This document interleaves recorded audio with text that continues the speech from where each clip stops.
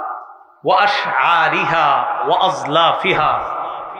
কোরবানির যেই প্রাণী, এই প্রাণী কিয়ামতের ময়দানে উপস্থিত হবে বিকুরুনিহা, তার শিং সহ, ওয়া আশআরিহা, তার পশম সহ, ওয়া আজলাফিহা, তার খুর সহ উপস্থিত হবে কোরবানির দাতার পক্ষে সাক্ষী দেওয়ার জন্য। সে উপস্থিত হবে, মানে সওয়াব দেওয়া হবে প্রচুর।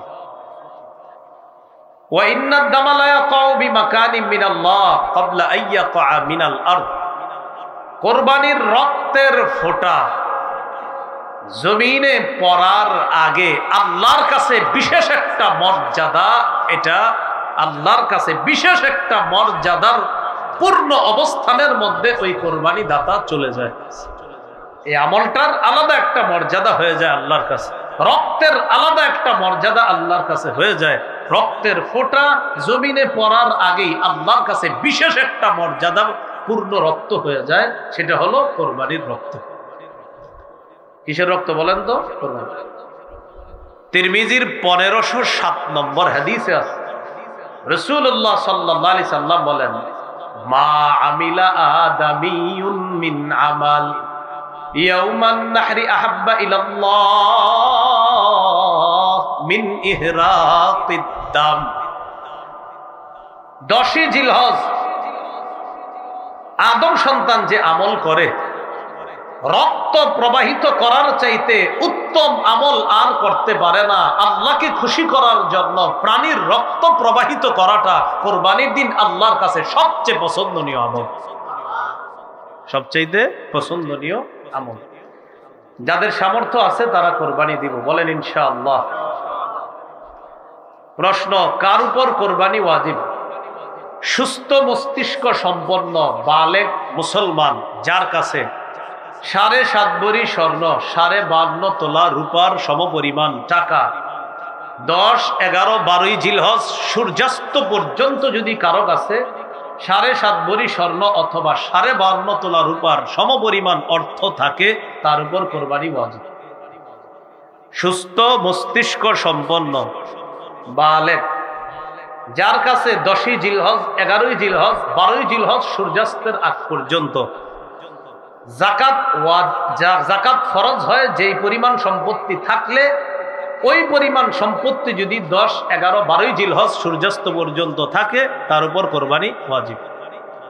পার্থক্য, জাকাত ফরজ হয় 1 বছর অতিবাহিত হইতে হয়, আর কোরবানি ওয়াজিব হয় মাত্র 3 দিন থাকলে। বুঝে আসছে না?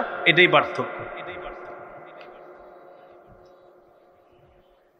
আল্লাহ, নেসাবের মেয়াদ, ওই নেসাবের মেয়াদ এটা বলে ফেলছি। প্রশ্ন, নেসাবের মেয়াদ কতদিন? এটা বলে ফেলছি। নেসাবের মেয়াদ ওই যে 3 দিন, 10, 11, 12, মানে কি নেসাব? কোরবানির নেসাব। আর জাকাতের নেসাব তো আপনার 1 বছর অতিবাহিত হবে এরপর, তো এটার নেসাব মাত্র 3 দিন, 10, 11, 12। প্রশ্ন, কোরবানি মোট কতদিন করা যাবে? 10, 11, 12 সূর্যাস্ত পর্যন্ত, 10, 11, 12 জিলহজ সূর্যাস্ত পর্যন্ত কোরবানি করা যাবে। প্রশ্ন, নাবালেগ শিশু কিশোর তদ্রুপ যে সুস্থ মস্তিষ্ক সম্পন্ন নয়, সে যদি নেসাবের মালিক হয়, তার উপর কি কোরবানি ওয়াজিব? না, তার উপর কোরবানি ওয়াজিব না। নাবালেগের নেসাব পরিমাণ মালাস, কোরবানি ওয়াজিব না। সুস্থ মস্তিষ্ক সম্পন্ন নয় এক ব্যক্তি, তার নেসাব পরিমাণ মালাস, তার উপর কোরবানি ওয়াজিব না। প্রশ্ন, যে ব্যক্তি কোরবানির দিনগুলোতে মুসাফির থাকবে, তার উপর কি কোরবানি ওয়াজিব? 48 মাইল অথবা 78 কিলোমিটার, 48 মাইল অথবা 78 কিলোমিটার এই পরিমাণ দূরত্বে যাওয়ার নিয়ত করে কেউ মুসাফির হয়েছে আপনার, এই মুসাফিরের উপর কোরবানি ওয়াজিব নয়। কোরবানির দিনগুলোতে উনি যদি মুসাফির থাকে, তার উপর কোরবানি ওয়াজিব নয়। প্রশ্ন, নাবালকের পক্ষ থেকে অভিভাবক কোরবানি যদি দেয়, আদায় হবে কিনা? নাবালকের পক্ষ থেকে অভিভাবকের জন্য কোরবানি দেওয়া ওয়াজিব না। যদি দেয় মুস্তাহাব আমল হবে, সওয়াব হবে। যদি দেয় মুস্তাহাব আমল, সওয়াব হবে, কিন্তু এটা ওয়াজিব না। প্রশ্ন, দরিদ্র ব্যক্তির উপর কোরবানি ওয়াজিব নয়, তারপরেও যদি সে কোরবানির নিয়তে কোনো পশু ক্রয় করে, সেক্ষেত্রে কি ওয়াজিব? দরিদ্র ব্যক্তির উপর কোরবানি ওয়াজিব না, কিন্তু কোরবানির নিয়তে যদি উনি পশু ক্রয় করে, তার উপর কোরবানি ওয়াজিব।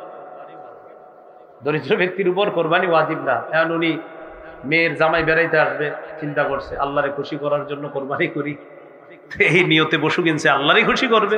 তো যাই হোক, এরপরে আল্লাহ যদি ভাগ্যে গোস্ত দেয় মেহমানদারি করবে, এটাই তার নিয়ত। তো যাই হোক, এরকম হয়তো আমি বলি ভালো নিয়তেই তার। তো এই নিয়তে, ভালো নিয়তে পশু ক্রয় করছে। এই দরিদ্র ব্যক্তি, তার উপর কোরবানি ওয়াজিব কিনা? পশু ক্রয় না করলে কোরবানি ওয়াজিব না, কিন্তু কোরবানির নিয়তে করে ফেললে, যদি পশু ক্রয় করে ফেলে, তার উপর কোরবানি ওয়াজিব। প্রশ্ন, কেউ যদি কোরবানির দিনগুলোতে কোরবানি দিতে না পারে কি করণীয়? মন দিয়ে শুনেন। 10, 11, 12 জিলহজ সূর্যাস্তের আগ পর্যন্ত কেউ যদি কোরবানি দিতে না পারে কি করণীয়? খুব ভালো করে আমার দিকে তাকান, তাহলে বুঝবেন। 10, 11, 12 জিলহজ এই 3 দিন অতিবাহিত হওয়ার পর আমি বুঝতে পারলাম আমার উপর কোরবানি তো ওয়াজিব, এরপরে আমি দেই নেই, অলসতাবশত হোক, যে কোনো কারণে হোক দেই নেই। আল্লাহ হেফাজত করুন, নাউজুবিল্লাহ, এরকম কাজ যেন না করি। বোঝানোর জন্য আমার ছাড়া আর উপায় নেই, এজন্য বুঝাইতেছি।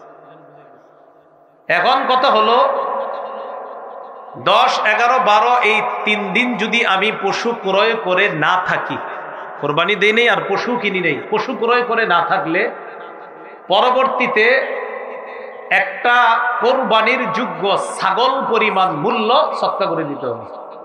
যদি পশু ক্রয় করে না থাকি, তাহলে কোরবানির যোগ্য ছাগল পরিমাণ মূল্য সদকা করে দিতে হবে।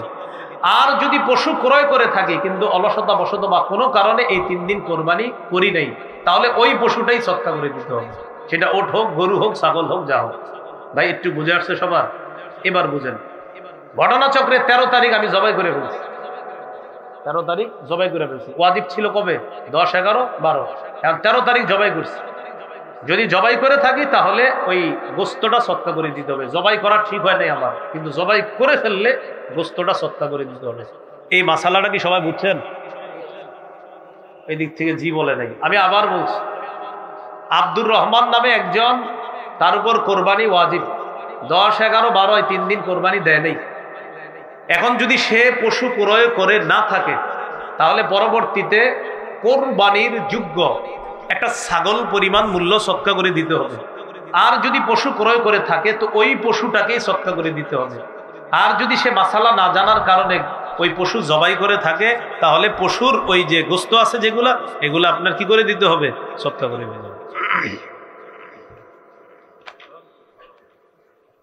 প্রশ্ন, প্রথম দিন থেকে কোরবানি করা কখন থেকে উত্তম? বাস ঈদের নামাজের পর থেকে। আগে আগে ঈদের নামাজ পড়বেন, আগে আগে ঈদের নামাজ পড়ে আগে আগে কোরবানি করবেন, এটাই উত্তম। ফজরের পরে কোরবানির ঈদের নামাজ বেশি বিলম্ব না করা। এত বিলম্ব করে আমাদের দেশ। এখন তো 4:40 ফজর হয় মিরপুর, আমি যেদিকে থাকি আর কি, ওখানে 4:40, এদিকে এরকমই হবে মনে হয়, 4:40 বা 5 মিনিট এদিক সেদিক হবে। তো দেখেন 4:40 যদি ফজর হয়, লম্বা সময় কিন্তু আপনার। 7টায় যদি জামাত দেন, তো 5টায় যদি ফজর শেষ হয়, এরপরে 2 ঘন্টা থাকে। তো যাই হোক, এটা বললাম আর কি, উত্তম হলো তাড়াতাড়ি ঈদুল আজহার নামাজ পড়া আর তাড়াতাড়ি কোরবানি করা।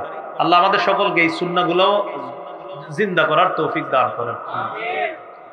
রাতে কোরবানি করা যাবে কিনা? রাতে কেউ যদি 10 তারিখ রাতে কোরবানি করে আদায় হয়ে যাবে, কেউ যদি 11 তারিখ রাতে কোরবানি করে আদায় হয়ে যাবে। তবে অনুত্তম, কাজটা ঠিক হয় নাই, মানে ভালো হয় নাই, অনুত্তম কাজ হয়েছে। 10 তারিখ রাতে যদি কেউ কোরবানি করে হয়ে যাবে, অনুত্তম হয়েছে। 11 তারিখ রাতে যদি কেউ কোরবানি করে হয়ে যাবে, কাজটা সুন্দর হয় নাই। দেখি বুঝে থাকলে আলেম ছাড়া অন্যরা বলেন 12 তারিখ রাতে করলে হবেই না, কারণ 12 তারিখ রাতে তো আর টাইমই নেই। তাহলে 10, 11, 12 সূর্যাস্তের আগ পর্যন্ত। তাহলে 10 তারিখ 11 তারিখ রাতে যদি কেউ করে হয়ে যাবে, কিন্তু আপনার কাজটা সুন্দর হয়নি। কোরবানির উদ্দেশ্যে ক্রয়কৃত পশু, এই পশু যদি সময়ের পর জবাই করে, এটা আমি আগে বলছি, একটা বলছিলাম ওই যে জবাই করতে পারে নাই, তো আগেও বলছিলাম সময়ের পর যদি জবাই করে তাহলে আপনার ওই গোস্তটা সদকা করে দিতে হবে, এটা একটু আগে বলছিলাম। আল্লাহ আল্লাহ আমাদেরকে বোঝার তৌফিক দান করুন। আমিন।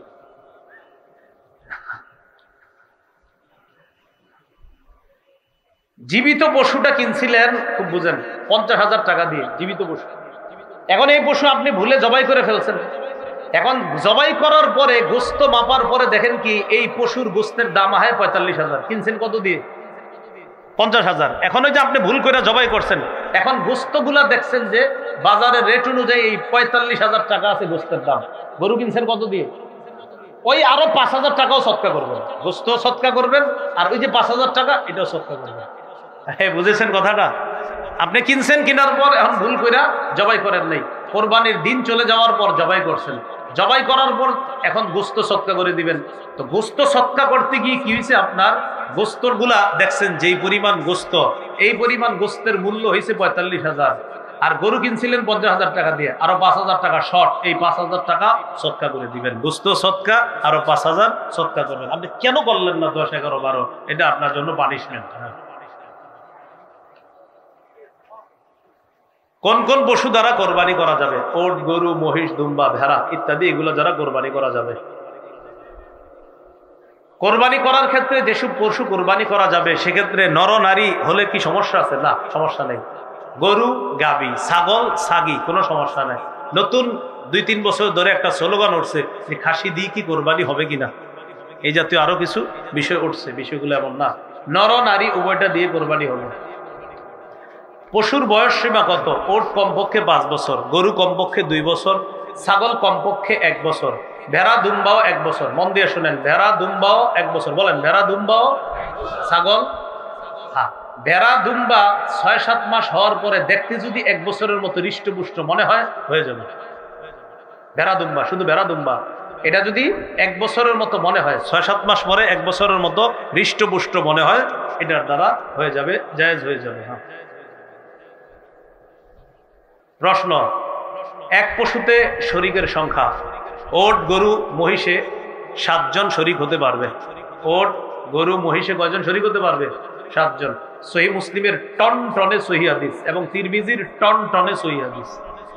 রাসূলুল্লাহ সাল্লাল্লাহু আলাইহি সাল্লামের সাহাবী জাবির ইবনে আব্দুল্লাহ রাদিয়াল্লাহু তাআলা আনহু বলেন, নাহারনা মা রাসূলিল্লাহ সাল্লাল্লাহু আলাইহি সাল্লাম, আমরা নবীজির সাথে নহর করেছি হুদাইবিয়ার যুদ্ধের দিন। আল বাদানাতা আন সাবআতিন ওয়াল বাকারাতা আন সাবআতিন, ওট 7 জনের পক্ষ থেকে, গরু 7 জনের পক্ষ থেকে। তাহলে 7 শরীকে কোরবানি জায়েজ আছে।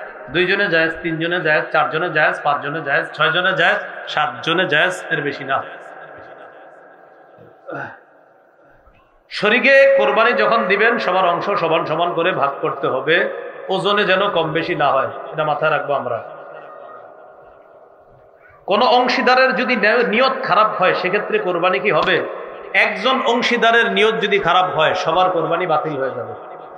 শরীকদারদের মধ্যে একজনের যদি নিয়ত খারাপ হয় সবার কোরবানি বাতিল হয়ে যাবে। কোরবানির গরু, মহিষ ও উটের মধ্যে আকিকার নিয়তে শরীক হতে পারবে? হ্যাঁ, কোরবানির গরু, মহিষ ও উটে আকিকার নিয়তে শরীক হতে পারবে। এতে কোরবানি, আকিকা দুটোই সহি হবে। গরু, উট, মহিষে আকিকার নিয়তে শরীক হতে পারবে, এতে আকিকা এবং কোরবানি উভয়টাই সহি হবে। প্রশ্ন, শরীকদের কারো পুরা বা অধিকাংশ উপার্জন যদি হারাম হয় তাহলে কি কোরবানি হবে? শরীকদের কারো অর্ধেক বা পুরা অধিকাংশ উপার্জন যদি হারাম হয়, আর হারামের অংশ যদি ওইগুলোর মধ্যে যায় শরীকদের মধ্যে, সবার কোরবানি বাতিল হয়ে যাবে। এই জন্য একা কোরবানি দেওয়াই উত্তম। এই ঠিক আবার শরীকদের কি অস্বীকার করে ঠিক কইতেছেন নাকি? এই ঠিকের ভিতরে যেন কোনো ঝামেলা না থাকে, এটা মানে ঠিক এই নিয়তে বললেন যে হ্যাঁ ভালো কথা, কিন্তু ওই নিয়ত রাখেন না শরীকের কোরবানিও জায়েজ, এই আকীদাও ঠিক রাখতে হবে। মানে আপনাদের ঠিকও কিন্তু বুঝি অনেকের ঠিক মানে বুঝায় কি জানেন? উনি বুঝায় না এটাই সঠিক, বাকিগুলো সঠিক না, এই জাতীয় মানসিকতা থেকে বেরোয় আসেন না। কোরবানির পশু কেমন হওয়া উত্তম? হৃষ্টপুষ্ট হওয়া উত্তম।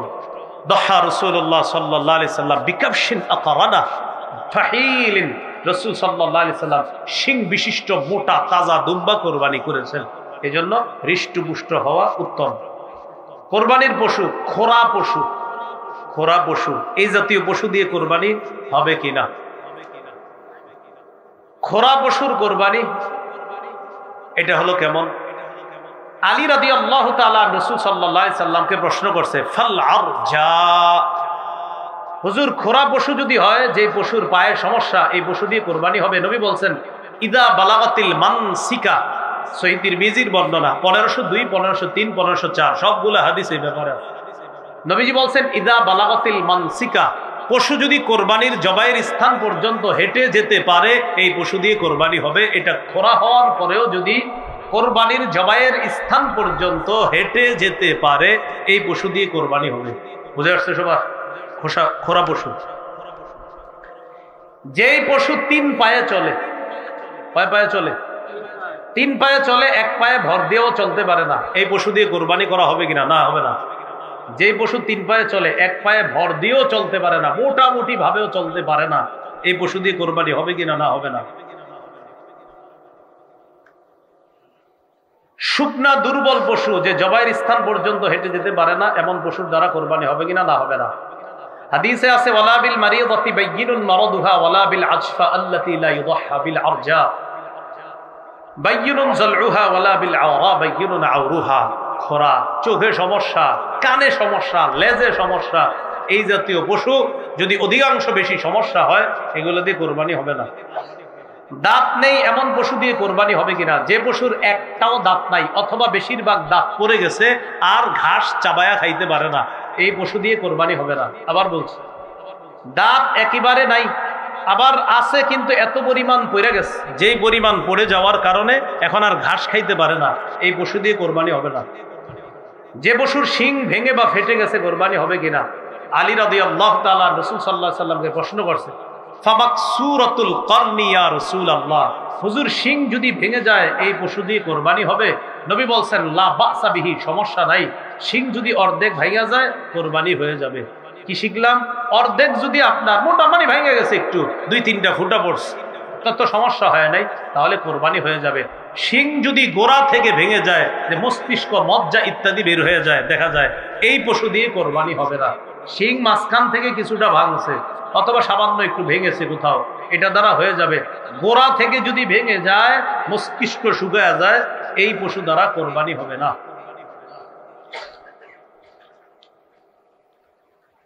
প্রশ্ন, কান কাটা লেজ কাটা পশু দিয়ে কোরবানি হবে কিনা? কি কাটা? কান কাটা, লেজ কাটা। কান যদি অর্ধেকের বেশি কাটা থাকে, লেজ যদি অর্ধেকের বেশি কাটা থাকে, পশু দিয়ে কোরবানি হবে না। কান যদি অর্ধেকের বেশি কাটা থাকে, লেজ যদি অর্ধেকের বেশি কাটা থাকে, এমন পশু দিয়ে কোরবানি হবে না। তাহলে বিপরীতটা এবার শিখানি আমরা। লেজ যদি অর্ধেকের বেশি ভালো থাকে, কান যদি অর্ধেকের বেশি ভালো থাকে, এই পশু দিয়ে কোরবানি হবে। অর্ধেকের বেশি কান ভালো, অর্ধেকের বেশি লেজ ভালো হবে। এবার আপনারা জবাব দেন, অর্ধেকের বেশি কানও ভালো না, অর্ধেকের বেশি লেজও ভালো না, কোরবানি?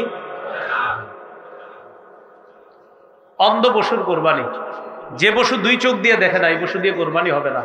অথবা 2 চোখ আছে, 1 চোখ দিয়ে মোটেই কিচ্ছু দেখে না, এই পশু দিয়েও কোরবানি হবে না।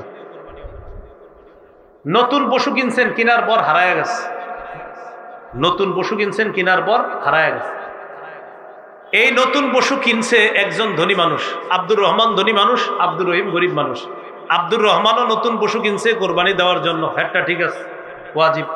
আব্দুর রহিমের উপর ওয়াজিব ছিল না, এরপরেও কিনছে, এর উপরও ওয়াজিব। এখন হারায় গেছে পশু, আব্দুর রহমানেরটা হারাইছে, আব্দুর রহিমেরটা হারাইছে। আব্দুর রহিম আরেকটা কিনা জরুরি না, লা ইউকাল্লিফুল্লাহু নাফসান ইল্লা উসাহা, আল্লাহ সাধ্যের বাইরে চাপায়া যায় না। তো আব্দুর রহমান কি করছে? আরেকটা কিনছে। কিনার পর আব্দুর রহমান আরেকটা কিনছে, ধনী মানুষ। গরিব আব্দুর রহিমও কি করছে? উনিও আরেকটা কিনছে, ওনার উপর আরেকটা কিনা জরুরি ছিল না, কিন্তু কিনছে। কিনার পর এখন হারিয়ে যাওয়া পশুটা আবার ফিরে আসছে। আব্দুর রহমান ধনী, তার পশুও ফিরে আসছে। আব্দুর রহিম দরিদ্র, তারটাও ফিরে আসছে। আব্দুর রহমান ধনী মানুষ, যে পশু কিনার পর হারিয়ে গেছে, হারিয়ে যাওয়ার পর আরেকটা কিনছে, কিনার পর হারিয়ে যাওয়া পশুটা ফিরে এসেছে। সূরা আয়েশা কয়, আমি তওবা করে ভালো হয়ে গেছি, আপনার পশুটা নেন, ভুল হয়ে গেছে আমার, তো পশু ফিরে পেয়েছে। এক্ষেত্রে ধনী আব্দুর রহমানের জন্য 2টি পশুর একটাকেই কোরবানি করলে হয়ে যাবে, ধনী। আর ওই গরিব আব্দুর রহিম 2টা কিনছে, প্রথমে একটা কিনছে, কিনার পর হারাইছে, আরেকটা কিনছে। কিনার পর হেডটাও আবার ফিরে আসছে, হারায় যাওয়াটা, হে দুটোটাই কোরবানি করতে হবে। দোনোটা কি করতে হবে? কারণ এর দোনোটাই ওয়াজিব করছে, এর উপর ওয়াজিব ছিল না। প্রথমটা ওয়াজিব করে নিছে, হারাইছে, আবার আরেকটা কিনছে, কিনা ওয়াজিব করছে, হারিয়ে যাওয়াটা ফিরত আসছে। হুজুর আমি গরিব মানুষ, 2টা পশু, একটা হারায় গেছে, আরেকটা কিনছি, ফিরত আসছে। আপনি গরিব, আপনি তো কোরবানি তো ওয়াজিব ছিল না, বা শখে কিনছিলাম, তো আরেকটা কিনছেন কেন? হারায় গেছে এই জন্য। যে শরীয়ত আপনাকে বাধ্য করে নাই কেনার জন্য, কিনছেন, দুটোটাই কোরবানি দিতে হবে, দুটোটা ওয়াজিব করে দিতে। এই জন্য ইসলামী শরীয়ত মাযহাব ছাড়া বুঝার কোনো বিকল্প নাই, মাথা রাখবেন। কি ছাড়া? মাযহাব মানতে হবে। আমি মাযহাব মানি কেন? কারণ কোরআন সুন্নাহ এখনো আমি ভালোভাবে বুঝি না, তাই মাযহাব মানতে হয়। আর যে মানে না, আমার কয় হুজুর না মানলে সমস্যা আছে। আমি আপনি হয়তো কোরআন সুন্নাহ অনেক বেশি ভালো বুঝেন, এই জন্য মানেন না। আমারে যদি কেউ বলে আপনি কেন মানেন, আমি কোরআন সুন্নাহ এখনো ভালোভাবে পুরোপুরি বুঝি না। অনেকে কয় মূর্খ, এই জন্য মাযহাব মানে। আসলেই ঠিক কইছেন, মূর্খ বলেই তো মাযহাব মানি। যদি সব জানতাম তত দরকার ছিল না মানা। আর যিনি বলে মাশাআল্লাহ উনি তো সব জানে দেখেই উনি মানে না, এটাই আমরা ভালো ধারণা রাখি। যিনি কে জানেন? যিনি হলো সে যে গত 7 দিন ধরে নতুন করে পড়াশোনা করতেছে কোরআন হাদিস নিয়ে, এই তিনি এখন মাযহাব মানছে না। আর বলে আপনি মানেন না কেন? তো বললাম আমি তো ভাই এখনো পুরোপুরি কোরআন সুন্নাহ ওই অন্যের সাহায্য ছাড়া বুঝি না। অন্যের সাহায্য মানি অন্যের মতামত, অন্যের মতামত মানি। কয় অন্যের মতামতের আরবি কি হুজুর? কয় অন্যের মতামতের আরবি হলো মাযহাব। আচ্ছা তাই নাকি? হ্যাঁ, ইমাম আবু ইউসুফের মত মানি ইমাম আবু ইউসুফের মাযহাবে, ইমাম মুহাম্মদের মত মানি ইমাম মুহাম্মদের মাযহাবে, ইমাম আবু হানিফার মত মানি ইমাম আবু হানিফার মাযহাব। আচ্ছা হুজুর মাযহাব কি? মাযহাব হলো কোরআন সুন্নাহর সুবিন্যস্ত একটা সংকলনকে মাযহাব বলা হয়। বুখারী এটা কি আবিষ্কার না সংকলন? বলেন। সংকলন। বুখারী শরীফ এটারে বুখারী, সহিহ বুখারী বলা হয়। সহিহ বুখারী মানে বুখারায় ওনার বাড়ি, উনি ওই এলাকার সাথে নিসবত করে এটার নাম বুখারী। বুখারী হলো হাদিসের সংকলন, আবিষ্কার নয়। মুসলিম হাদিসের চলে আসা সংকলন, আবিষ্কার নয়। তিরমিজি হাদিসের চলে আসা সংকলন, আবিষ্কার নয়। নাসাই, ইবনে মাজাহ, আবু দাউদ হাদিসের চলে আসা সংকলন, আবিষ্কার নয়। ফিকহে হানাফি কোরআন সুন্নাহর চলে আসা সুবিন্যস্ত সংকলন, আবিষ্কার নয়। ফিকহে মালিকি কোরআন সুন্নাহর চলে আসা সংকলন, আবিষ্কার নয়। ফিকহে হাম্বলি কোরআন সুন্নাহর চলে আসা সুবিন্যস্ত সংকলন, এটা আবিষ্কার নয়। ফিকহে শাফিঈ কোরআন সুন্নাহর চলে আসা সংকলন, আবিষ্কার নয়। যেমনি ভাবে বুখারী এটা সংকলন, এটা আবিষ্কার নয়, তাই বুখারী বেদাত নয়। মুসলিম এটা সংকলন, এটা আবিষ্কার নয়, তাই এটা বেদাত না। নাসাই, আবু দাউদ, ইবনে মাজাহ, তিরমিজি এগুলা সংকলন, আবিষ্কার নয়, তাই এটা বেদাত নয়। তেমনি ভাবে কোরআন সুন্নাহর সুবিন্যস্ত সংকলন 4 মাযহাব, এটা আবিষ্কার নয়, তাই এটা বেদাত নয়। যারা বলবে ফিকহে হানাফি বেদাত, বুখারীকেও বেদাত বলতে হবে। যারা বলবে ফিকহে মালিকি বেদাত, বুখারীকে বেদাত বলতে হবে। যদি বলেন না বুখারী তো সংকলন, তো ফিকহে হানাফিও সংকলন, মুসলিম সংকলন, ফিকহে হানাফি সংকলন, সেটা যদি জায়েজ হয় এটাও জায়েজ। না বুঝাবেন সংকলন, আবিষ্কার আর সংকলন 2 বাংলা মনে রাখবেন, সারা জীবন অনেক কিছু সমাধান হয়ে যাবে। এই জায়গায় আমরা ভুল করি। সংকলন, সংকলন আর আবিষ্কার। বুখারী এটা সংকলন, এটা আবিষ্কার নয়। ফিকহে হানাফি এটা সংকলন, আবিষ্কার নয়। কোরআন সুন্নাহর সুবিন্যস্ত সংকলন, মনে রাখবেন। তা আপনি কোরআন সুন্নাহর সুবিন্যস্ত সংকলন হানাফি ফিক কেন মানেন? কারণ আমি এখনো পারি না পুরোপুরি, তাই। আর যে মানে না কেন? উনি সব পারে পুরোপুরি, তাই মানে না। 7 দিন পড়াশোনা করতেছে, কয়দিন? সব আল্লাহ তাআলা দিয়ে দিছে, হয়তো এই জন্য মানে না। আল্লাহ বুঝার তৌফিক দান। বলছিলাম হারিয়ে যাওয়া পশু মাযহাব যদি না মানেন, এই মাসালা আপনার মাথায় ঢুকবো কেমনে? কোন প্রশ্ন। গর্ভবতী পশু, যে পশু গর্ভবতী হয়ে গেছে, পেটে বাচ্চা আছে, এই পশু দিয়ে কোরবানি হবে কিনা? হয়ে যাবে কোরবানি। কোরবানি কি হবে? হয়ে যাবে। যদি সন্তান প্রসব আসন্ন হয়, যে তাড়াতাড়ি এই কি 2 দিনের মধ্যে হইতে পারে প্রসব, আর কোরবানিও সময় ঘনিয়ে গেছে, এক্ষেত্রে এই পশু দিয়ে কোরবানি করা মাকরুহ। অন্য আরেকটা পশু দিয়ে কোরবানি করেন, এটা দিয়ে না করা ভালো, এটা দিয়ে না করা ভালো। হ্যাঁ, জবাই করার পর যদি দেখেন বাচ্চা জীবিত, ওটারও কোরবানি করে দিবেন, জবাই করে দিবেন। হ্যাঁ, তিরমিজির বর্ণনা আসছে, ওটারও জবাই করার কথা আসছে তিরমিজিতে। কোরবানির নিয়তে ভালো পশু কিনছেন, কেনার পর এমন দোষ দেখা গেছে, যে দোষগুলো এতক্ষণ বলছি, কানা, অন্ধ, লুলা, যেই দোষের কারণে কোরবানি হয় না, কেনার পরে দোষগুলো ধরা পড়ছে। এখন কি করবেন? তো কি করবেন? কোরবানি হবে না এটা দিয়ে, আরেকটা কিনবেন। কেনার পর ধরা পড়ছে এটা দিয়ে কোরবানি হবে না, আরেকটি পশু ক্রয় করতে হবে। পশুর বয়সের ব্যাপারে ক্রেতাগণের অভ্যাস হলো, ও বলবে আপনাকে এটার বয়স 25 মাস, এটা 26 মাসের গরু। তা আপনি বলবেন ভাই সত্যি করে বলেন 2 বছর কিন্তু হইতে হবে গরু।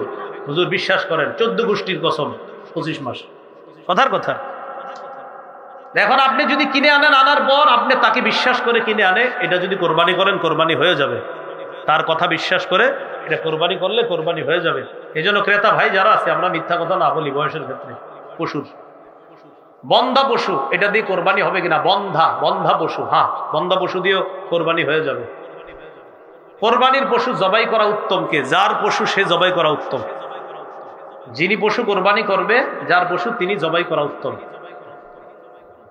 জবাইয়ে একাধিক ব্যক্তি যদি শরীক হয়, সেক্ষেত্রে বিসমিল্লাহ কি উভয় বলতে হবে? জি, দুইজনেই বিসমিল্লাহ বলতে হবে। বিসমিল্লাহি আল্লাহু আকবার উভয় বলতে হবে। প্রিয় কসাই সাহেব যারা থাকবে এদেরকে বলবেন, এরা পরে ছুরি নিয়ে আবার চালায়। মালিক যারা থাকবেন বলবেন, এই বিসমিল্লাহ আল্লাহু আকবার বলো, এটা বলাবেন।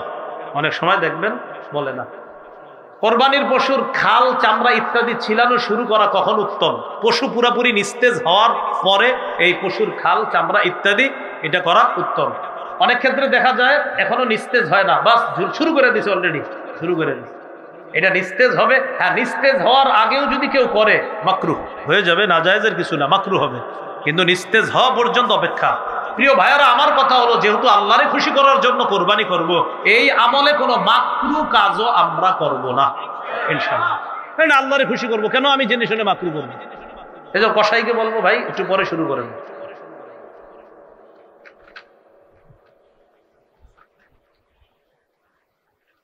কোরবানির পশু দিয়ে জবাইয়ের আগে উপকৃত হওয়া যাবে কিনা? হাল চাষ করা যাবে না। কেউ যদি করে থাকে দেশ গ্রামে বলে দিবেন, যে পরিমাণ হাল চাষ করছো, এই পরিমাণ হাল চাষ করলে কত টাকা পারিশ্রমিক আসে, এই পরিমাণ টাকা সৎকা করে দিবা। হাল চাষ করা যাবে না, যদি করে থাকে সৎকা করে দিতে হবে এই পরিমাণ। হাল চাষ এটা না করা, এগুলো করা যাবে না। কোরবানির পশুর দুধ, এই দুধ পান করা যাবে না। পশুর ওলানে এত পরিমাণ দুধ, যে পরিমাণ দুধের কারণে পশুর যদি কষ্ট না হয়, তাহলে দুধ দহন না করা। কোরবানির পশুর ওলানে দুধ যদি দহন না করলে কষ্ট না হয় পশুর, যে এটাকে আমি যদি দহন না করি সমস্যা হবে না, তাহলে আপনি ঠান্ডা পানি ওলানের মধ্যে ছিটিয়ে দিবেন, ঠান্ডা পানি ওলানে ছিটিয়ে দিবেন, এক্ষেত্রে তার কষ্ট কম হবে।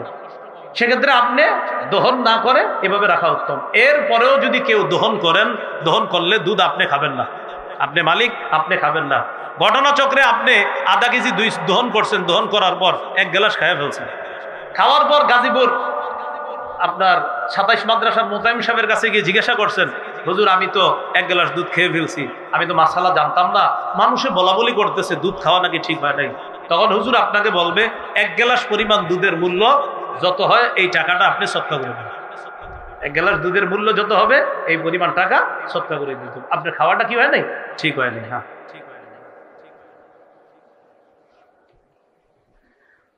শরীক কয়েকজন মিলে কোরবানি করলে কোন শরীকের যদি মৃত্যু হয়, সেক্ষেত্রে কি করণীয়?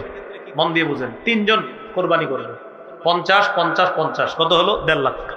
একজন শরীক মারা গেছে, তাহলে কয় হাজারওয়ালা শরীক মারা গেছে? 50,000। ওয়ারিশরা যদি বলে কোনো সমস্যা নেই কোরবানি করেন, ওয়ারিশরা যদি বলে সমস্যা নেই কোরবানি করেন, তো করে ফেলবে, সমস্যা নেই। কিন্তু ওয়ারিশরা যদি বলে না, আব্বার 50,000 টাকা আমরা দিতে চাইতেছি না, এক্ষেত্রে ওয়ারিশদেরকে টাকাটা দিতে হবে। কারণ এখন আর টাকার মালিক যে মারা গেছে সে না, ওয়ারিশরা, তাই তাদের টাকাটা তাদেরকে দিয়ে দিতে হবে। এক্ষেত্রে নতুন আরেকজনকে শরীক বানাইতে পারবেন, এটা সুন্দর কথা। আরেকজনে বলবেন 50,000 টাকা দিয়ে শরীক হোক, ওই টাকাটা নিয়ে ওয়ারিশদেরকে দিয়ে দিতে হবে।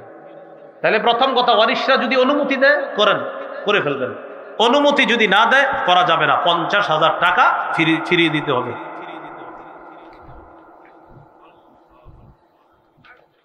ধনী মানুষ একা পশু ক্রয় করলে পরবর্তীতে অন্য কাউকে শরীক করতে পারবে কিনা? একজন ধনী মানুষ 1 লক্ষ টাকা দিয়ে একটা পশু ক্রয় করছে, পরবর্তীতে চিন্তা করলো আমি আরেকজন একটু শরীক করি, 10, 20,000, 30 বা যেরকম বারে শরীক করি, করা যাবে কিনা? যাবে। যেই পরিমাণ টাকা দিয়ে শরীক করবেন ওই পরিমাণ টাকা আপনি না খায়া দান করে দিন। হ্যাঁ, বাকি খাইতে পারবেন, খাইতে পারা যাবে। কারণ 1 লক্ষ টাকা দিয়ে কিনছে, তো একজনে শরীক করছে, যে পরিমাণ টাকায় শরীক করছেন ওই টাকাটা আপনি নিতে পারবেন, সমস্যা নাই। তো ফুকাহায়ে কেরাম বলে এটা আপনি না নিয়ে এটা দান করে দেন, দান করে দেওয়া ভালো, বাকি নিতে পারবেন। মৃত ব্যক্তির পক্ষ থেকে কোরবানি করা জায়েজ আছে কিনা? জায়েজ আছে। কোরবানির গোশত 3 দিনের বেশি জমিয়ে রাখা যাবে কিনা? জায়েজ আছে। 3 দিনের বেশি জমিয়ে রাখা জায়েজ আছে। 1/3 অংশ গরিব মিসকিনকে, 1/3 অংশ আত্মীয় স্বজনদেরকে, আর 1/3 অংশ নিজে রাখা, এটা কি ওয়াজিব না উত্তম? এটা উত্তম। বলেন এটা কি? 1/3 অংশ গরিবকে দেওয়া উত্তম, 1/3 অংশ আত্মীয় স্বজনকে দেওয়া উত্তম। এটা ওয়াজিব না, এটা উত্তম। কেউ যদি না দেয় তাকে নিন্দা তিরস্কার করা যাবে না। বাকি এক্ষেত্রে আপনাদের উদ্দেশ্যে পরামর্শ হলো কৃপণতা না করে দিয়েন। কেউ যদি না দেয় তাকে তিরস্কার করা যাবে না। তো আমিও তিরস্কার করছি না, বাকি শুধু এটুকু বলছি কৃপণতা না করে গরিবদেরকে দিয়েন, আত্মীয় স্বজনদের কাছেও পাঠায়েন। যদি না পাঠান আপনাকে তিরস্কার করা হবে না। বাকি বলছি আপনি একটু কৃপণতা না করে দিয়েন। আল্লাহ তৌফিক দান করেন। কোরবানির গোশত কখন খাওয়া উত্তম? কোরবানির দিন 10ই জিলহজ যিনি কোরবানি দিবে তিনি সর্বপ্রথম কোরবানির গোশত দিয়ে শুরু করা উত্তম। কোরবানির দিন 10ই জিলহজ যিনি কোরবানি দিবে ওই দিন সর্বপ্রথম কোরবানির গোশত দিয়ে তার খাবার খাওয়াটা উত্তম। এই সুযোগ সুবিধা 11 তারিখ 12 তারিখের জন্য না, এটা শুধু 10 তারিখের জন্য। আবার বলছি, কোরবানি তো 11 তারিখেও হয়, 12 তারিখেও হয়। কেউ যদি 12 তারিখে দেয় সে প্রথম গোশত খাবে, এই সুন্নত না, এটা না। এই সুন্নত শুধু 10 তারিখের। 10 তারিখে প্রথম যে কোরবানি করবে সে প্রথম গোশত খাবে, এটা হলো 10 তারিখের সুন্নত, 11 বা 12 তারিখের সুন্নত নয়।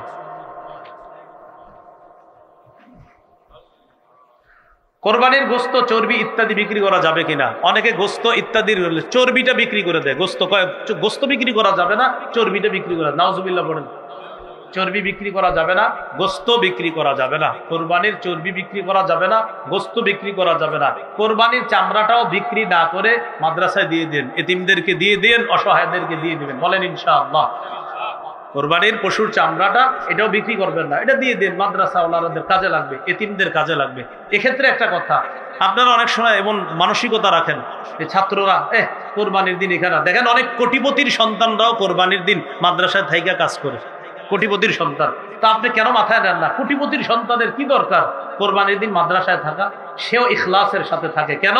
তার অসহায় গরিব ভাইয়েরা আছে মাদ্রাসায়, তাদেরকে খেদমত করার জন্য ওই কোটিপতির সন্তানও কোরবানির দিন মাদ্রাসার জন্য কাজ করে।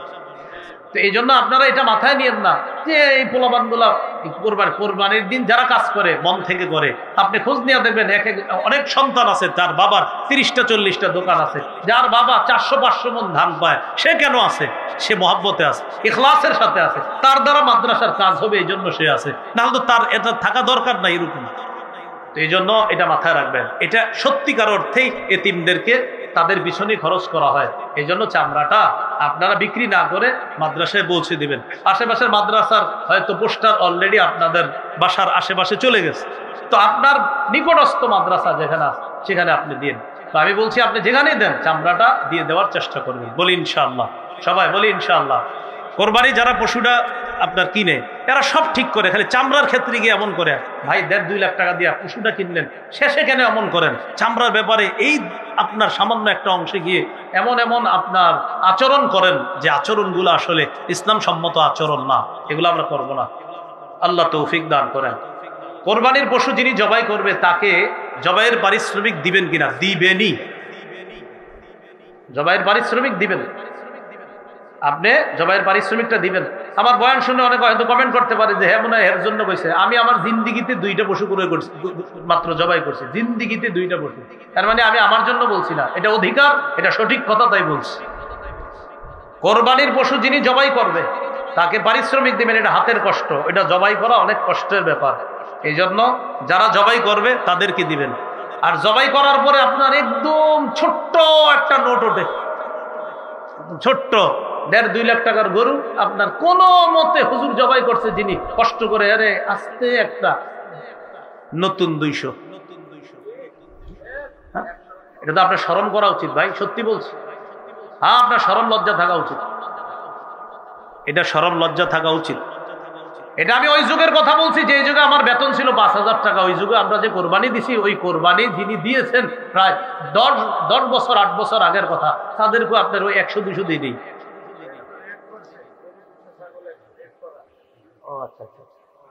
সেটা আমি জানি না।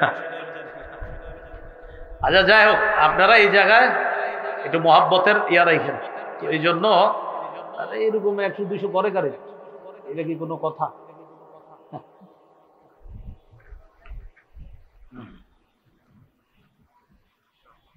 এক পশু অন্য পশুর সামনে জবাই করা এটা ঠিক না। এক পশু অন্য পশুর সামনে জবাই করা ঠিক না।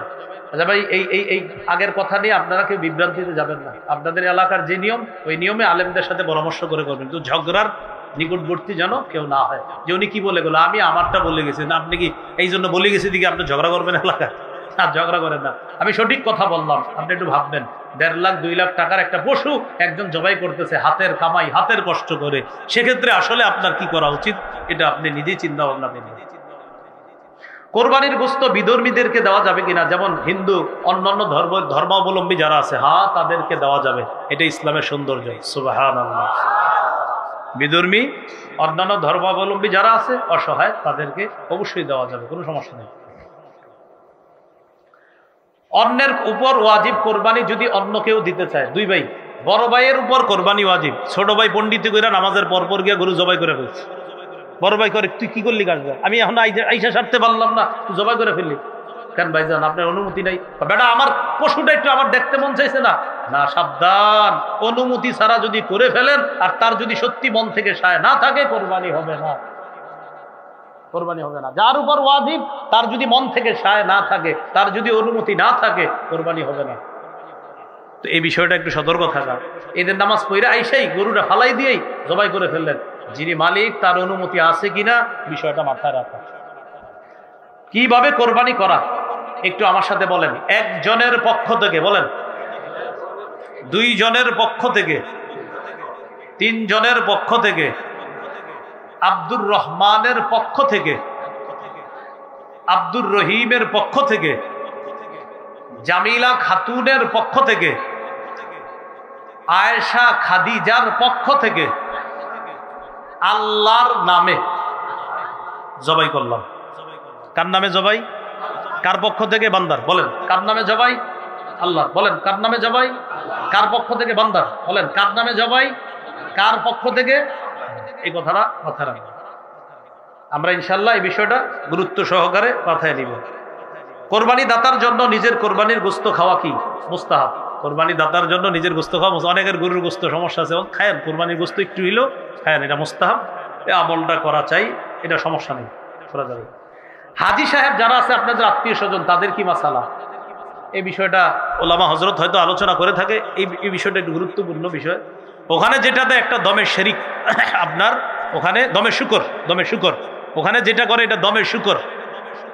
হাজী সাহেব যদি মুসাফির না হয়, যিনি হজ করতে গেছে উনি যদি মুসাফির না হয়, ওনার উপর কোরবানি ওয়াজিব। উনি সেটা কি সৌদি আরব দিবে না বাংলাদেশে দিবে, এটা তিনি জানেন।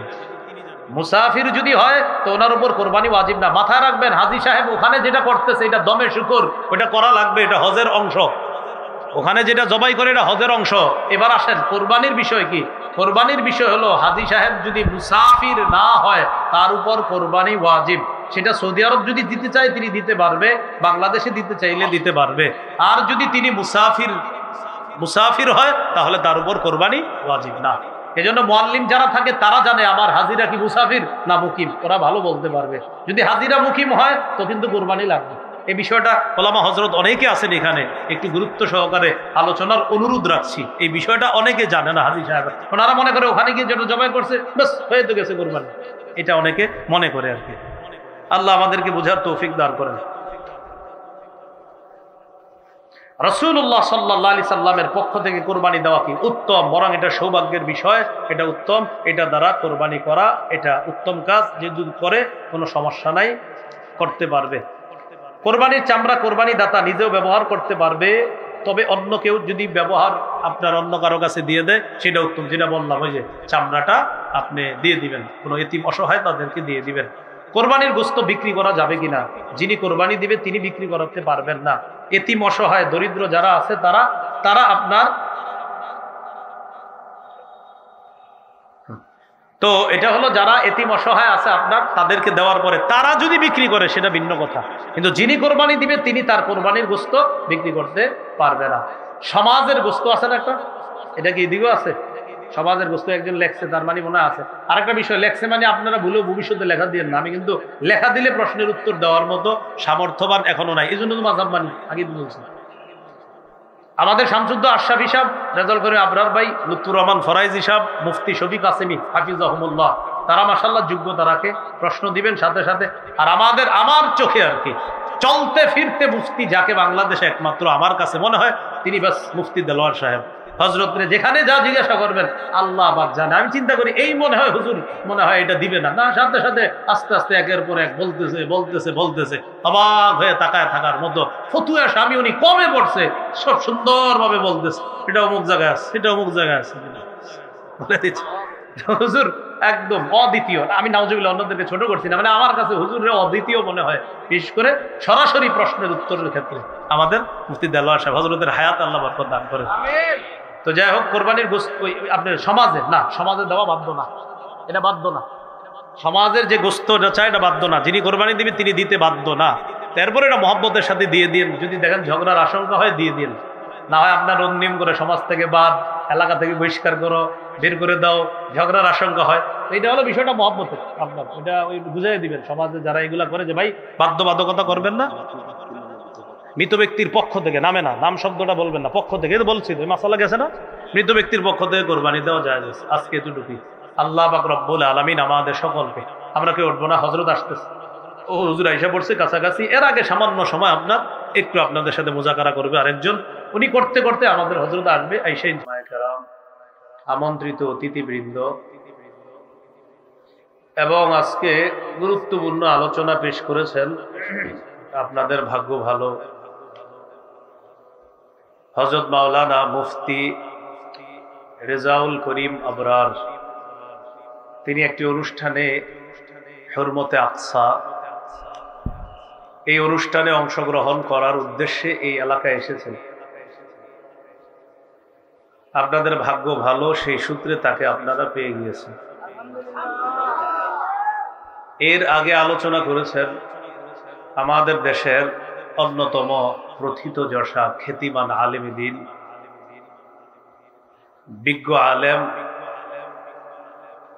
মুফতি, অত্যন্ত মহব্বত করি, যার কথা বলা ধরন পদ্ধতি বাচন ভঙ্গি খুবই সুন্দর, হযরত মাওলানা মুফতি শামসুদ্দৌলা আশরাফী দামাত বরকাতুহুল আলিয়া। তাদের জন্য আমরা দোয়া করব, আল্লাহ তাদেরকে যেন দীর্ঘ হায়াত দান করেন, দীর্ঘ নেক হায়াতে যেন জাতির জন্য অনেক বেশি কাজ করে যেতে পারে, আল্লাহ তৌফিক দান করেন। জিলহজ মাস চলছে,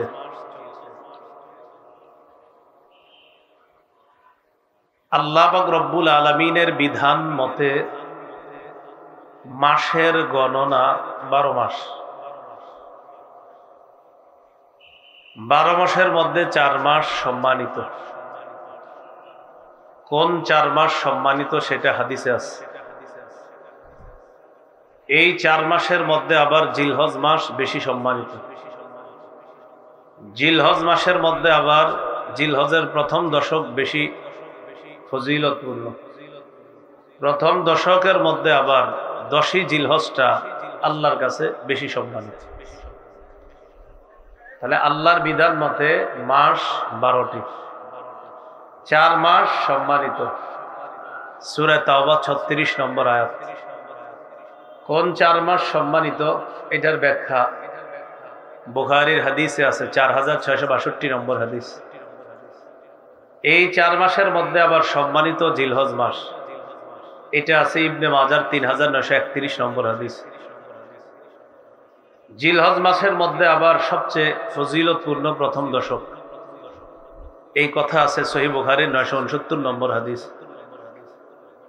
10ই জিলহজ 10 দিনের মধ্যে সবচেয়ে বেশি সম্মানিত, এই কথা আছে ইবনে মাজার 3931 নম্বর হাদিস। এই হলো সংক্ষেপে।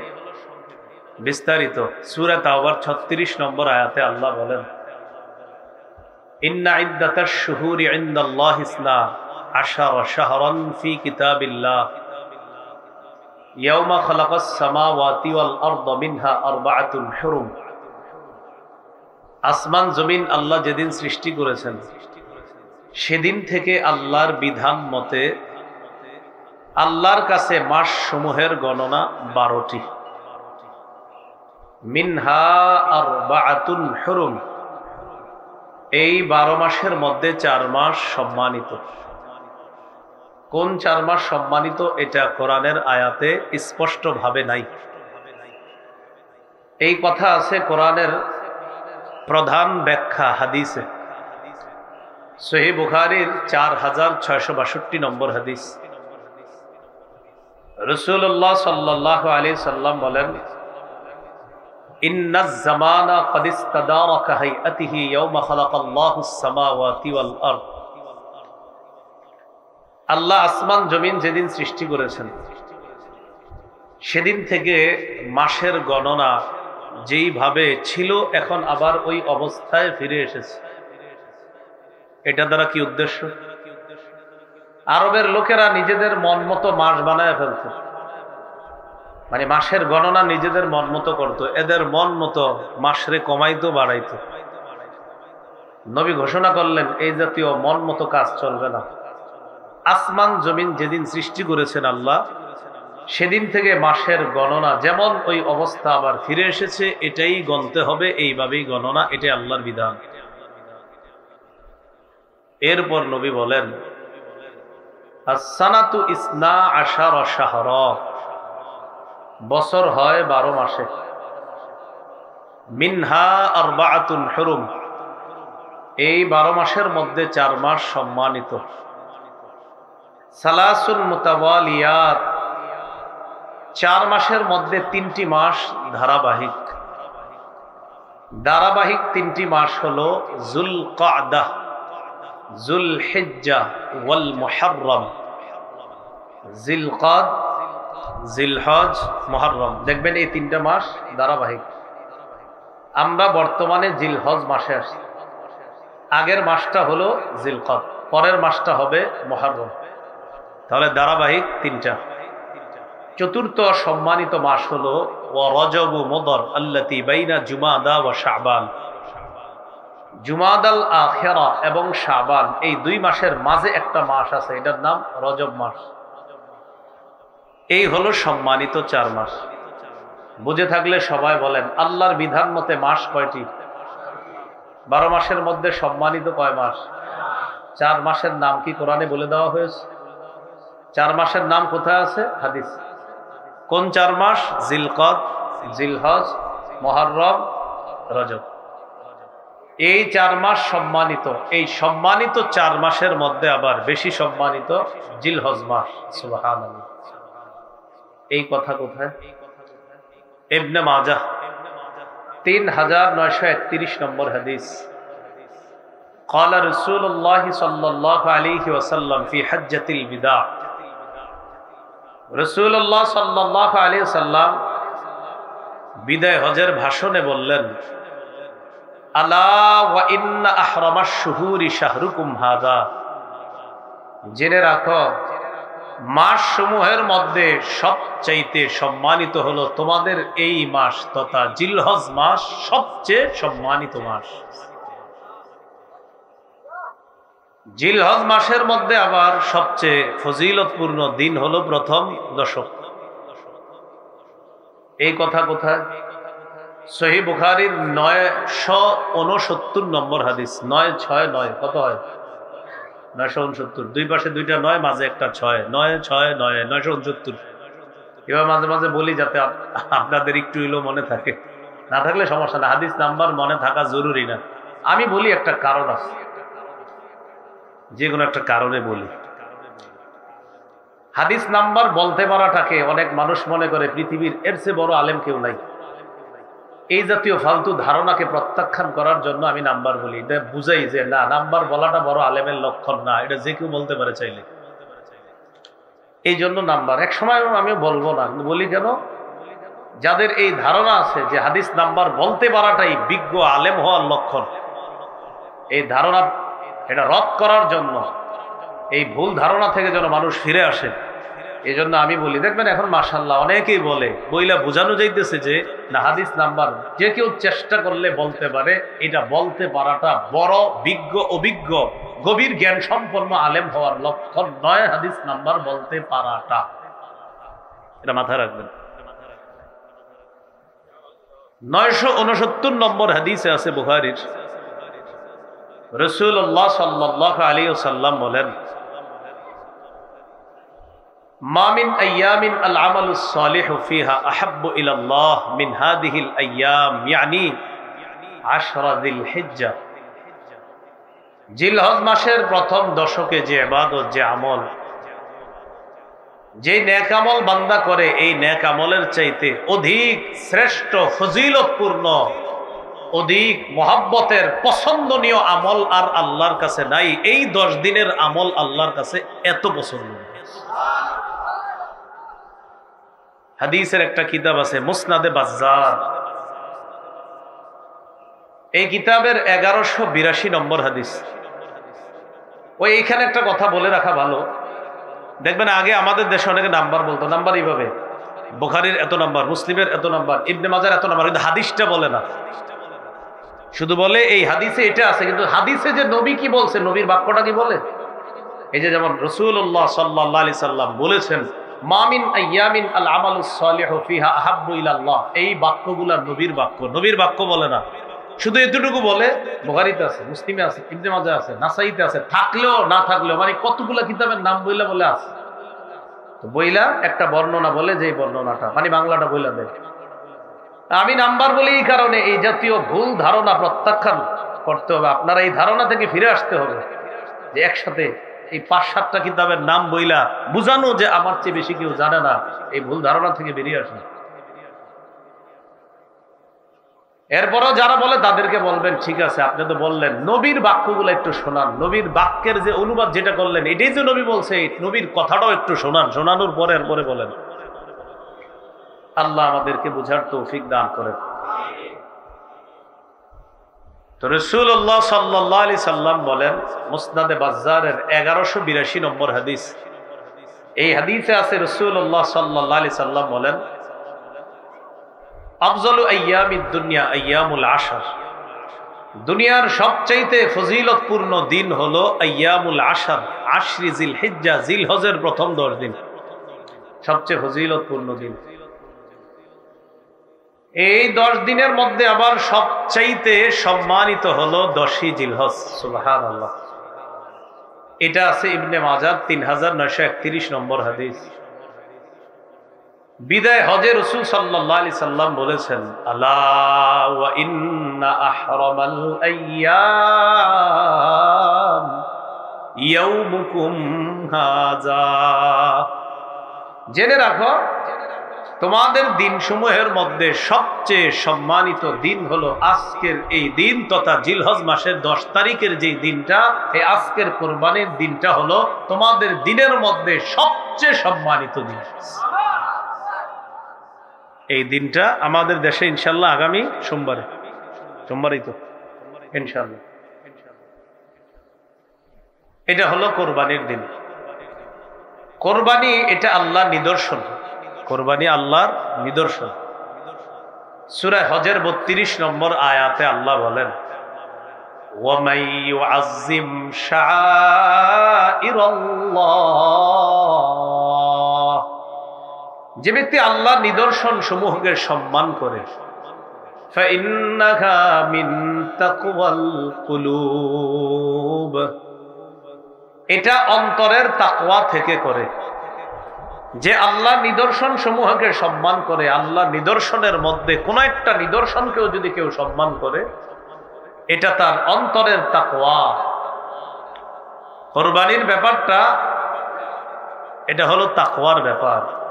এই জন্য আল্লাহ বলেন, লা ইয়ানালাল্লাহা লুহুমুহা ওয়ালা দিমাউহা ওয়ালাকি ইয়ানালুহুত তাকওয়া মিনকুম।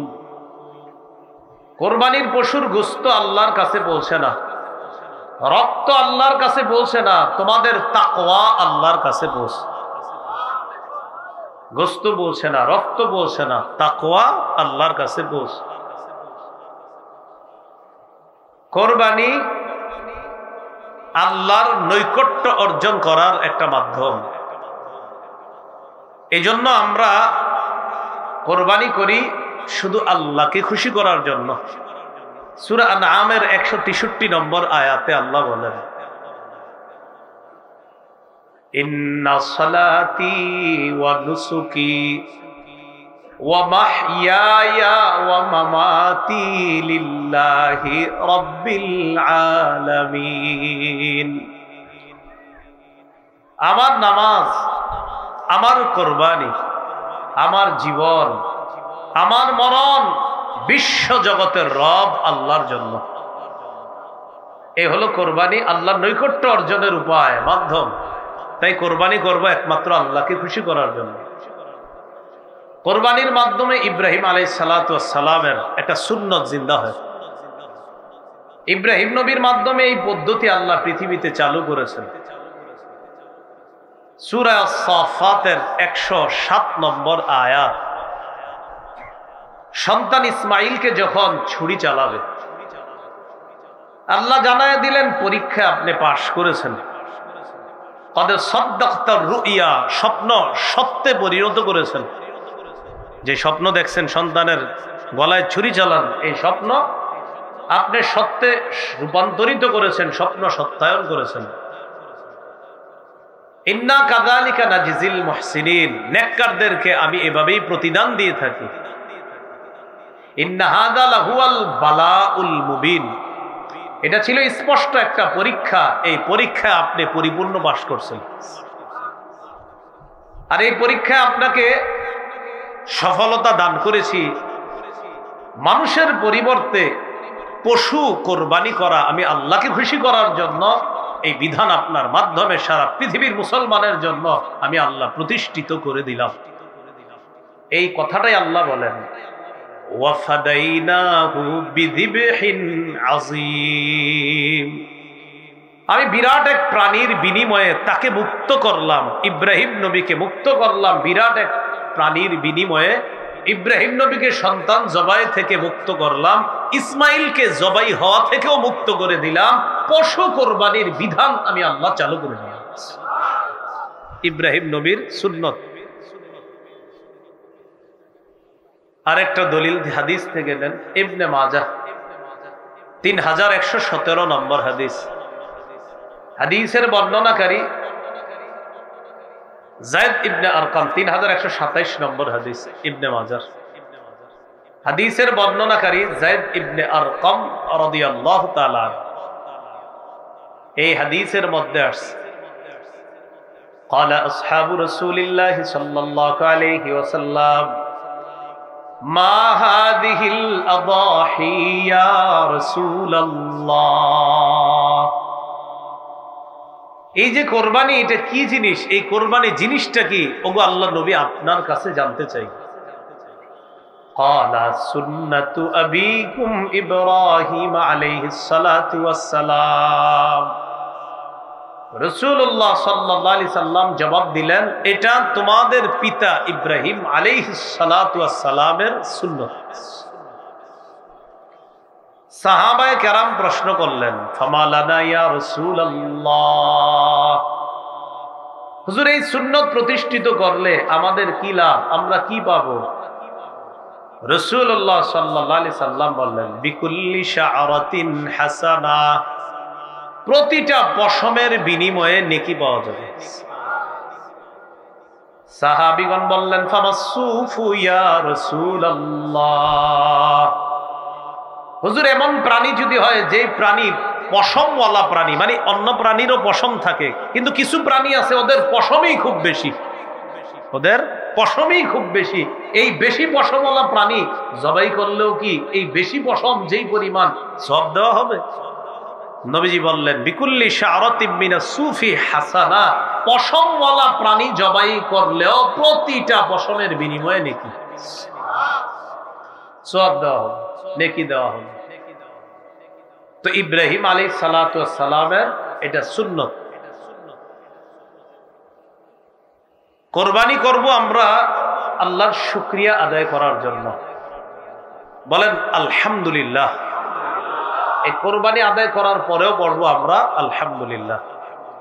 সূরা হজের 36 নম্বর আয়াতে আল্লাহ বলেন, ওয়াল বুদনা জাআলনাহা লাকুম মিন শাআইরিল্লাহ।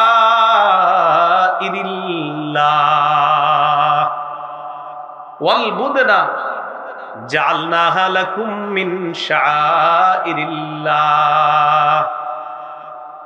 ওটকে আল্লাহর নিদর্শন বানাইলাম তোমাদের জন্য। কোরবানির এই পশুটাকে তোমাদের জন্য, এটাকে আল্লাহর নিদর্শনের অন্তর্ভুক্ত বানাইলাম। ফাযকুরুসমাল্লাহি আলাইহা সাওয়াফা। সারিবদ্ধ উটগুলোর উপর আল্লাহর নাম নেও, মানে বিসমিল্লাহ বলে নহর করো। সারিবদ্ধ ভাবে এগুলোর উপরে বিসমিল্লাহ বলো। ফাইযা ওয়াজাবাত জুনুবুহা ফাকুলু মিনহা। এরা যখন কাত হয়ে পড়ে যাবে, ফাকুলু মিনহা, এখান থেকে তোমরা খাও, গোশত খাও। ওয়া আতইমুল কানিআ, অভাবীদেরকে খাওয়াও। ওয়াল মুআতার, যে অন্যের কাছে লজ্জায় চাইতে পারে না তাকেও খাওয়াও। ফাকুলু মিনহা, নিজে খাও। ওয়া আতইমুল কানিআ, আতইমু খাওয়াও, আল কানিআ অভাবীকে খাওয়াও। ওয়াল মুআতার, মুআতার মানে লজ্জার কারণে যে চাইতে পারে না অন্যের কাছে তাকেও খাওয়াও। কেন? আল্লাহ বলেন এটা তোমাদের জন্য বশীভূত করে দিলাম, লাআল্লাকুম তাশকুরুন, যাতে তোমরা আল্লাহর শুকরিয়া আদায় করতে পারো। এই প্রাণী তোমাদের অনুগত করে দিলাম, বশীভূত করে দিলাম। এই প্রাণী তোমরা জবাই করলা, আল্লাহর নাম নিয়ে তোমরাও খাও, অভাবীকে খাওয়াও, যে চাইতে পারে না লজ্জায় তাকেও খাওয়াও। এটা কেন করেছি জানো? যেন তোমরা আমি আল্লাহর বেশি বেশি শুকরিয়া আদায় করতে পারো। আলহামদুলিল্লাহ। এ হলো কোরবানি, শুকরিয়া আদায় করার জন্য। তাহলে আমরা কোরবানি করব আল্লাহকে খুশি করার জন্য, শুকরিয়া আদায় করার জন্য আমরা কোরবানি করব। আল্লাহ তৌফিক দান করেন। কোরবানির গুরুত্বপূর্ণ কিছু মাসালা আমরা মনে রাখবো, বলেন ইনশাআল্লাহ। মুসনাদে আহমদের একটা বর্ণনা আছে, রাসূলুল্লাহ সাল্লাল্লাহু আলাইহি সাল্লাম বলেন, মান ওয়াজাদা সাআতান ওয়া লাম ইউদহি, কারো সামর্থ্য থাকার পরেও যদি সে কোরবানি না করে, ফালা ইয়াকরাবান্না মুসাল্লানা, সে ব্যক্তি যেন আমাদের ঈদগাহে না আসে। যে ব্যক্তি সামর্থ্য থাকার পরেও কোরবানি না করে, সে যেন আমাদের ঈদগাহে না আসে। ঈদগাহে যেন কি করে? না আসে। রাসূলুল্লাহ সাল্লাল্লাহু আলাইহি সাল্লাম এক হাদিসের মধ্যে বলছেন, ইন্নাহা লাতাতি ইয়াউমাল কিয়ামা